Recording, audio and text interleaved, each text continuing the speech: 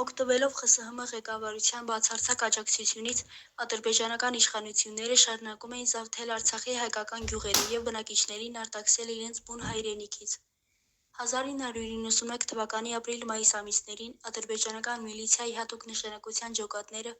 խորհրդային բանակի աջակցությամբ բացահայտ պատերազմ էին սկսել Շահումյանի շրջանի և Գետաշենի ենթաշրջանի հայ բնակչության դեմ։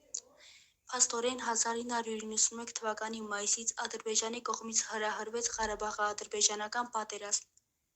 1991 թվականի հուլիսին ստեղծվեցին ինքնապաշտպանության ընդհատակյա կոմիտե և ինքնապաշտպանական ուժերի շտաբ։ Մարզի բոլոր շրջաններում կազմակերպվեցին զինված ջոկատներ։ Հետագայում 1992 թվականի փետրվարին ԼՂՀ Գերագույն խորհուրդը հատուկ որոշում ընդունեց ԼՂՀ ինքնապաշտպանության ուժերի մասին, որով բոլոր զինված ջոկատները կոչվեցին ԼՂՀ ինքնապաշտպանական ուժեր և համախմբվեցին մեկ միասնական հրամանատարության ներքո։ Այդ ուժերի հրամանատար նշանակվեց գնդապետ Արկադի Տեր-Թադևոսյանը, կազմակերպվեց նաև ԼՂՀ Պաշտպանության խորհուրդ Արթուր Մկրտչյանի նախագահությամբ։ 1991 թվականի օգոստոսի 30-ին Բաքվում տեղի ունեցած Ադրբեջանի Գերագույն խորհրդի արտահերթ նստաշրջանը ընդունեց անկախության վերականգնման մասին հռչակագիրը։ Դա նշանակում էր, որ Ադրբեջանը դուրս էր գալիս ԽՍՀՄ կազմից։ Հռչակագրում ասված էր, որ Ադրբեջանի Հանրապետությունն ընդգրկված է լինելու 1918-ից 1920 թվականների Մուսավաթական Ադրբեջանի Հանրապետության սահմաններում։ Փաստորեն Բաքուն հրաժարվեց խորհրդային Ադրբեջանի իրավահաջորդը լինելուց։ Դա նշանակում էր, որ նրա կազմում չէին կարող լինել ոչ Նախիջևանը, ոչ Լեռնային Ղարաբաղը։ Բացի այդ, 1991 թվականի հոկտեմբերի 18-ի անկախության մասին սահմանադրական ակտով Ադրբեջանն անվավեր ճանաչեց իրեն վերաբերող Սովետական Միության գոյության ժամանակ ընդունված ակտերը։ Դրանով իսկ Ադրբեջանը անվավեր ճանաչեց նաև բոլոր ակտերը, որոնք վերաբերում էին Լեռնային Ղարաբաղին։ 1991 թվականի սեպտեմբերի 2-ին Ստեփանակերտում տեղի ունեցավ Լեռնային Ղարաբաղի պատգամավորների մարզային և Շահումյանի շրջանային խորհուրդների համատեղ նստաշրջանը։ Ընդունվեց հռչակագիր Լեռնային Ղարաբաղի Հանրապետության հռչակման մասին որոշում։ Նախկին Լեռնային Ղարաբաղի ինքնավար մարզի և Շահումյանի շրջանի տարածքում հռչակվեց անկախ հայկական պետություն՝ Լեռնային Ղարաբաղի Հանրապետությունը։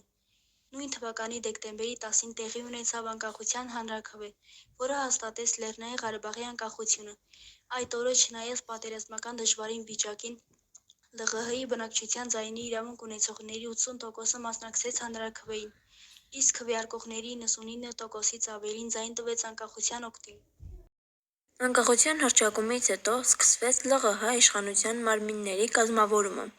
1991 թվականի դեկտեմբերի 28-ին տեղի ունեցան Բարձրագույն օրենսդիր մարմնի ԼՂՀ Գերագույն խորհրդի պատգամավորների ընտրություններ։ 1992 թվականի հունվարի 8-ին ԼՂՀ Գերագույն խորհրդի Բարձրագույն օրենսդիր մարմին առաջին նախագահ ընտրվեց 33-ամյա պատմաբան Արթուր Մկրտչյանը։ Հետագայում ԼՂՀ-ում մտցվեց նախագահական կառավարումը։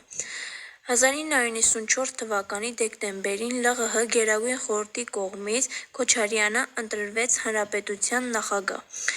իսկ 1996 թվականի նոյեմբերից պաշտոնավորվեց համաժողովրդական ընտրությամբ։ 1992 թվականի հունիսի 2-ին ԼՂՀ Գերագույն խորհուրդը հաստատեց պետական դրոշը, իսկ նոյեմբերի 17-ին երկրի զինանշանը ու օրհներգը։ Աստիճանաբար կազմավորվեց դատական համակարգը Հայաստանի Հանրապետության օրինակով։ Արցախյան պատերազմի ծավալումը։ Մարտերի բովում սկսեց կազմավորվել ԼՂՀ բանակը, ուր սկսեց գրվել մարտական փայլուն կենսագրություն, որի առաջին էջը դարձավ Ստեփանակերտը շրջապատող կրակակետերի վերացման ռազմական գործողությունների հաջող իրականացումը։ Ստեփանակերտը ռմբակոծվում էր հատկապես Կրկժան թաղամասից։ Հայ մարտիկները 1992 թվականի հունվարի 19-ից 20-ը լիովին ազատագրեցին Կրկժանը։ Այդ հաղթանակը քաղաքական և հոգեբանական կարևոր նշանակություն ունեցավ։ 1992 թվականի հունվարին թեժ մարտեր տեղի ունեցան Կարինտակի մատույցներում։ Շուշիի բարձունքից ադրբեջանցիները գրոհում էին, բայց ներքևում գտնվող հերոսական գյուղը մնում էր անառիկ։ Թշնամին նոր լայնածավալ հարձակումը սկսեց 1992 թվականի հունվարի 25-ի լույս 26-ի գիշերը, սակայն 12-ժամյա արյունահեղ մարտում պարտություն կրեց և մարտադաշտում թողնելով 74 սպանված ու 70 վիրավոր նահանջեց։ Քարինտակում հայերի հաղթանակը ահ ու սարսափ առաջ բերեց ադրբեջանցիների շրջանում։ Ստեփանակերտի համար ամենավտանգավորը Խոջալուն էր, որը փակում էր Ստեփանակերտ-Ասկերան մայրուղին։ Այդտեղի կրակակետերը լռեցնելու համար ԼՂՀ ռազմական ուժերը որոշեցին առաջին հերթին հսկողության տակ վերցնել օդանավակայանը։ 1992 թվականի փետրվարի 25-ի լույս 26-ի գիշերը հայկական ջոկատները Աշոտ Ղուլյանի գլխավորությամբ հասան առաջավոր դիրքերին։ Անակնկալի եկած հակառակորդը նահանջեց։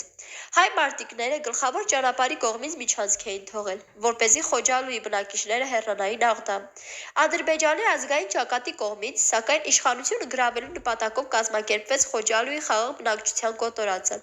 Իրենց իսկ ձեռքով իրականացրած այդ գործողության մեղքը ադրբեջանական իշխանությունները փորձեցին բարթել հայկական կողմի վրա։ Խոջալուն ադրբեջանցիների առաջին խոշոր պարտությունն էր։ Շուշիի և Լաչինի ազատագրումը 1992 թվականի մայիսի սկզբին Լեռնային Ղարաբաղի Հանրապետության մայրաքաղաքում և այլ բնակավայրերում օրհասական դրություն էր։ Ստեփանակերտի և հարակից բնակավայրերի անվտանգության ապահովման համար Շուշին պետք է ազատագրվեր։ Մեծ դեր ուներ Բաքու ուժը։ Ամբողջ հայ ժողովուրդը պատրաստ էր ազատագրելու հայոց հինավուրց քաղաքը։ 1992 թվականի մայիսի 4-ին որոշվեց իրագործել Շուշիի գրավման հարսանիք դարներում գործողությունը։ Ռազմական գործողությունները ղեկավարում էր գնդապետ Արկադի Տեր-Թադևոսյանը, նրա կողքին էին գեներալ Դալի Բալթայանը, շտաբի պետ Գզողլյանը և ուրիշներ։ Թշնամին ուներ 2300 զինյալ, իսկ գրող հայկական ուժերի թիվը հասնում էր 1700-ի։ Գլխավոր ուղղությունների պատասխանատուներ էին նշանակվել Քաջարի հրամանատարներ Արկադի Կարապետյանը, Աշոտ Ղուլյանը, Դուշմանը, Սամվել Բաբայանը, Վիտալի Չիչյանը, Յուրա Հովհաննիսյանը, Սեյրան Օհանյանը, Վալերի Բալայանը, Նվեր Չախոյանը և ուրիշներ։ Մայիսի 8-ի գիշերը 2:30-ին հրետանային կրակի ներքո բոլոր 4 ուղղություններով սկսվեց ընդհանուր գրոհը։ Հակառակորդը դիրք էր գրավել Շոշի կամրջից ոչ հեռու։ Աշոտ Ղուլյանը վիրավոր էր, բայց մնում էր առաջին գծում։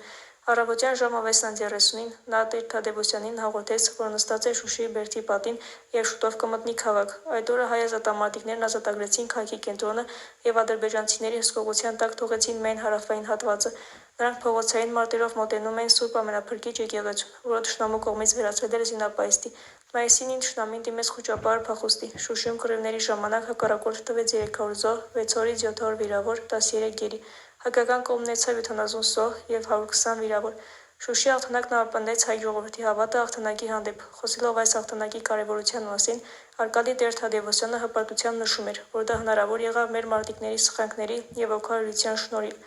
Լեռնային Ղարաբաղի Հանրապետության ինքնապաշտպանական ուժերի առջև խնդիր դրվեց մի քանի օրվա ընթացքում բացելու կենսական հույժ կարևորություն ունեցող Շուշի, Լաչին, Գորիս ճանապարհը։ Հայ ազատամարտիկները հետապնդելով խուճապարար հակառակորդին ու զարգացնելով ռազմական գործողությունները, առաջ շարժվեցին և մայիսի 18-ին մտան Լաչին։ Դրանով իսկ ճեղքվեց շրջափակման օղակը և Արցախը ցամաքային ճանապարհով միացավ Հայաստանի Հանրապետությանը։ Լաչինի միջանցքով սկսվեց Արցախին սննդամթերքի, վարելանյութի, դեղորայքի և այլ անհրաժեշտ ապրանքների առաքումը, բացվեց կյանքի ճանապարհը և Արցախը հավերժ կապվեց մայր հայրենիքին։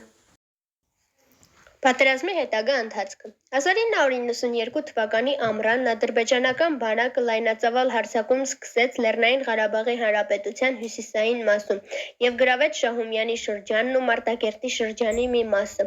Այս շրջաններից հայ փախստականների նոր հոսք ուղղվեց դեպի Հայաստանի Հանրապետություն։ Ադրբեջանցիների գրաված տարածքներում սկսվեց պարտիզանական շարժում։ 1992 թվականի ամռանը ռազմական դրություն հայտարարվեց Լեռնային Ղարաբաղի Հանրապետության ողջ տարածքում։ Օգոստոսի 15-ին ստեղծվեց Պաշտպանության պետական կոմիտե Ռոբերտ Քոչարյանի գլխավորությամբ։ Սկսեց կարգավորվել տնտեսական վիճակը, կազմակերպվեց մարտունակ բանակ։ 1993 թվականի ապրիլին հայկական զորքերն ազատագրեցին ռազմավարական նշանակություն ունեցող Քարվաճառի շրջանը։ 1993 թվականի առաջին կեսի մարտական գործողությունների եզրափակիչ փուլը Մարտակերտ քաղաքի ազատագրումն էր։ 1993 թվականի հուլիսի 23-ին հայկական ուժերին հաջողվեց թշնամուն պարտության մատնել Աղդամի մոտ։ Աղդամի խմբավորման ջախջախումից հետո թշնամին ուժ ու միջոցներ կուտակեց Ֆիզուլիի և Ջաբրայիլի շրջաններում։ Հակահարձակման անցնելով Լեռնային Ղարաբաղի Հանրապետության իբու ստորաբաժանումները ջախջախեցին թշնամուն և ազատագրեցին Ֆիզուլիի, Ջաբրայելի, Կուբաթլիի, Զանգելանի շրջանները։ Իսկ նույն թվականի հոկտեմբերի 24-ին մի քանի ուղղություններով սկսված հարձակման արդյունքում ճնշվեցին Հորադիզի երկաթուղային հանգույցի կրակակետերը։